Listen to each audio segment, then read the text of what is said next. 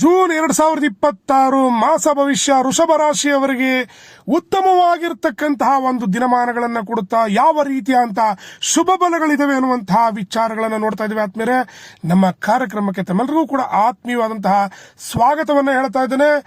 ತಾಯಿ ಮಹಾಕಾಳಿಯ ಅನುಗ್ರಹ ಕೃಪಾ ಕಟಾಕ್ಷ ಸದಾಕಾಲ ನಿಮ್ಮೆಲ್ಲರಿಗೂ ಇರಲಿ ಅಂತ ಹೇಳ್ತಾ ಕಾರ್ಯಕ್ರಮವನ್ನ ಪ್ರಾರಂಭ ಮಾಡ್ತಾ ಇದ್ದೇವೆ.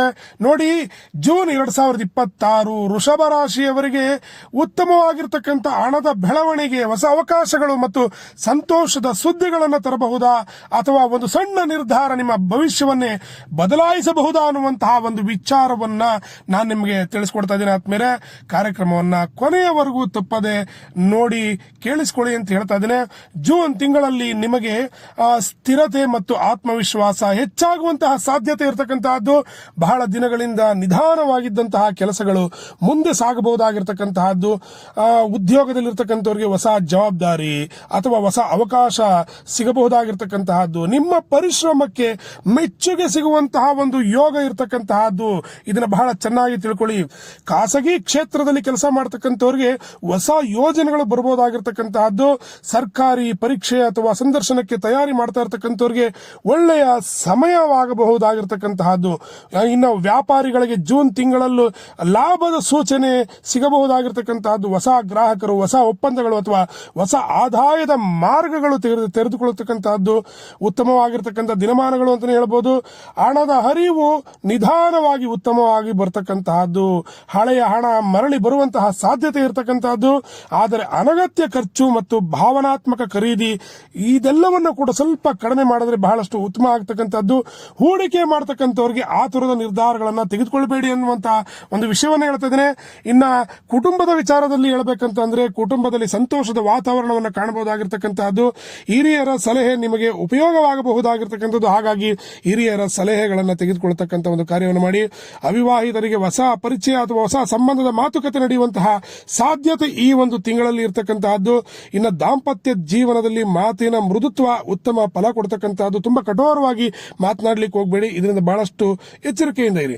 ಇನ್ನ ವೃಷಭ ರಾಶಿಯವರಿಗೆ ಜೂನ್ 2026 ಒಂದು ತಿಂಗಳಿನಲ್ಲಿ ಆರೋಗ್ಯದ ಸ್ಥಿತಿಗತಿಗಳನ್ನು ನೋಡ್ತಕ್ಕಂಥದ್ದಾದ್ರೆ ಸ್ವಲ್ಪ ಮಟ್ಟಿಗೆ ಆಹಾರ ಪದ್ಧತಿಯ ಕ್ರಮಗಳನ್ನು ಬದಲಾವಣೆ ಮಾಡಿಕೊಳ್ಳಿ. ಗಂಟಲಿಗೆ ಸಂಬಂಧಪಟ್ಟಂತಹ ಒಂದು ಸಮಸ್ಯೆಗಳೇನಾದ್ರು ಇದ್ರೆ ಅಲ್ಲೇ ಪರಿಹಾರವನ್ನು ಮಾಡಿಕೊಳ್ಳಿ.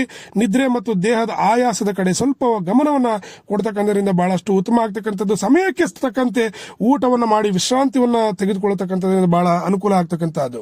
ಇನ್ನ ಗುರು ಶನಿ ರಾಹು ಪ್ರಭಾವವನ್ನು ನೋಡ್ತಕ್ಕಂಥದ್ದಾದ್ರೆ ಗುರುವಿನ ಅನುಗ್ರಹದಿಂದ ನಿಮ್ಮ ಯೋಚನೆಗಳಿಗೆ ಸ್ಪಷ್ಟತೆ ಬರತಕ್ಕಂತಹದ್ದು.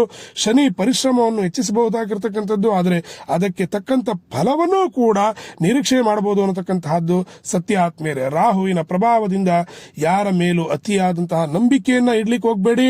ಯಾಕೆಂದ್ರೆ ಅತಿಯಾದಂತಹ ನಂಬಿಕೆ ನಿಮ್ಮೆಲ್ಲೋ ಒಂದು ಕಡೆ ಮೋಸ ಹೋಗ್ಲಿಕ್ಕೆ ದಾರಿಯನ್ನು ಮಾಡಿಕೊಡುತ್ತೆ. ಹಾಗಾಗಿ ದಯಮಾಡಿ ಯಾರು ಕೂಡ ಯಾರ ಮೇಲೂ ಅತಿಯಾದಂತಹ ನಂಬಿಕೆಯನ್ನು ಇಡ್ಲಿಕ್ಕೆ ಹೋಗಬೇಡಿ. ಇನ್ನು ಪರಿಹಾರಗಳ ವಿಚಾರಕ್ಕೆ ಅಂತ ಬಂದಾಗ ಶುಕ್ರವಾರ ಲಕ್ಷ್ಮೀ ದೇವಿಗೆ ದೀಪವನ್ನು ಹಚ್ಚತಕ್ಕಂಥದ್ರಿಂದ ಬಹಳಷ್ಟು ಅನುಕೂಲ ಆಗ್ತಕ್ಕಂಥದ್ದು. ಸಾಧ್ಯ ಆದರೆ ಪ್ರತಿನಿತ್ಯ ಈ ಒಂದು ಮಂತ್ರವನ್ನು 21 ಬಾರಿ ಜಪವನ್ನು ಮಾಡ್ಕೊಳ್ಳಿ. ಓಂ ಶ್ರೀ ಮಹಾಲಕ್ಷ್ಮೀ ನಮಃ, ಓಂ ಶ್ರೀ ಮಹಾಲಕ್ಷ್ಮೀ ನಮಃ, ಓಂ ಶ್ರೀ ಮಹಾಲಕ್ಷ್ಮೀ ನಮಃ ಅನ್ನುವಂಥ ಮಂತ್ರವನ್ನು ಜಪ ಮಾಡ್ಕೊತಾ ಬನ್ನಿ. ಬಹಳಷ್ಟು ಅನುಕೂಲ ಆಗ್ತಕ್ಕಂಥದ್ದು. ಇನ್ನು ಶುಭ ಬಣ್ಣ ಬಂದು ಬಿಳಿ ಹಾಗೂ ಗುಲಾಬಿ ಬಣ್ಣ ಆಗಿರ್ತಕ್ಕಂಥದ್ದು. ಶುಭ ಸಂಖ್ಯೆ 6 ಆಗಿರ್ತಕ್ಕಂಥದ್ದು. ಶುಭ ದಿನಗಳು 5, 14, 22 ಮತ್ತು 29 ಆಗಿರ್ತಕ್ಕಂಥದ್ದು. ಆತ್ಮೀಯರೇ, ಕೊನೆಯದಾಗಿ ವೃಷಭ ರಾಶಿಯವರಿಗೆ ಒಂದು ವಿಚಾರವನ್ನು ಹೇಳ್ತೀನಿ. ಧೈರ್ಯ, ಸಾಹಸೆ, ವಿಜಯಲಕ್ಷ್ಮಿ. ಧೈರ್ಯದಿಂದ ಮುನ್ನುಗ್ಗಿ ನಿಮ್ಮ ಒಂದು ಕೆಲಸ ಕಾರ್ಯಗಳಲ್ಲಿ, ಹಣಕಾಸಿನ ವಿಚಾರದಲ್ಲಿ, ಕುಟುಂಬದ ವಿಚಾರದಲ್ಲಿ ಎಲ್ಲವೂ ಕೂಡ ಅನುಕೂಲ ಆಗ್ತಕ್ಕಂಥದ್ದು ಅನ್ನುವಂತಹ ವಿಷಯವನ್ನು ಹೇಳ್ತಾ ಇದ್ದೇನೆ.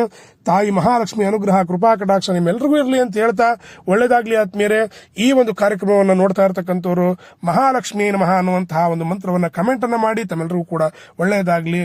ನಮಸ್ಕಾರ.